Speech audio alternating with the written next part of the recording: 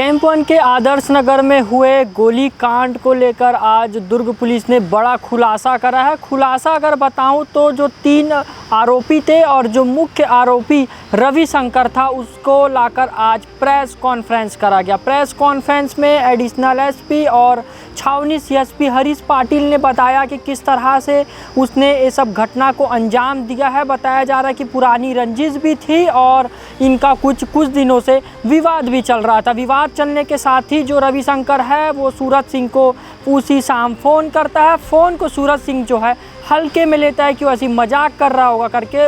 उसी समय वो जो है रविशंकर है अपने दोस्तों के साथ उसके घर पहुंचता है और घर जाकर उसकी पत्नी को धमकाता है और बाहर आते ही एक राउंड फायरिंग करता है। दुर्ग पुलिस ने ऐसा भी खुलासा करा है कि जो रविशंकर है जैसे ही अपने घर से वो निकलता है अपने घर के बाहर भी वो एक राउंड फायरिंग करता है और आकर फिर सूरज सिंह के जो घर पर है वो आकर एक राउंड फायर करता है। यानी कि उसने टोटल उस दिन 2 राउंड फायरिंग करा था। फायरिंग करने के बाद जो अपने दोस्त के साथ मिलकर वो पिस्टल को भट्टी थाना के पास नाले में फेंक दिया था। नाले में फेंकने के बाद लोग सब फरार चल रहे थे। इसी दौरान दुर्ग पुलिस को एक हिंट मिलता है कि रायपुर के अपने कोई घर में है।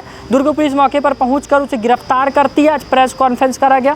प्रेस कॉन्फ्रेंस में बताया गया कि किस तरह से उसने पूरी घटना को अंजाम दिया है। प्रेस कॉन्फ्रेंस पूरा सुनिए, अपनी राय कमेंट में ज़रूर बताइएगा। रात्रि 9 बजे की घटना है जब आदर्श नगर कैंप 1 स्थित एक घर में जहां पर सूरज सिंह निवास करता है वहां पर 3-4 लड़के आए थे। उन्होंने सूरज सिंह का पता पूछा था और उस समय उनकी पत्नी वहां पर थी। तो उसकी पत्नी से जो 3-4 लड़के आए थे उनमें से एक जो लड़का था वो था रविशंकर, जो उसका पूर्व परिचित है सूरज सिंह का।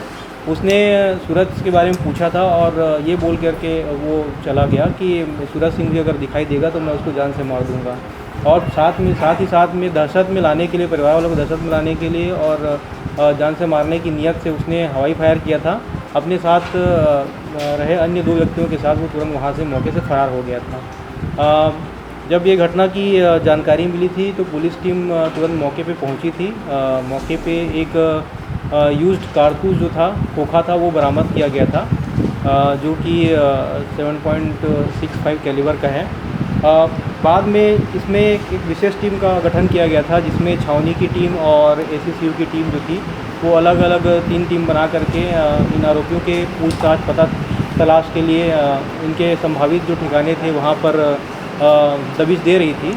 और उसी रात को ही सुबह ही जो मुख्य आरोपी है रविशंकर, उसको उसके एक घर जो है चंगोरा भाटा स्थित घर रायपुर में, वहाँ से उसको बरामद किया गया। और उसके निशानदेही पर अन्य जो 2 आरोपी हैं उनमें एक है टी शिव कुमार पिता टी नागेश्वर और दूसरा है विजय चंद्राकर उर्फ पताड़ी।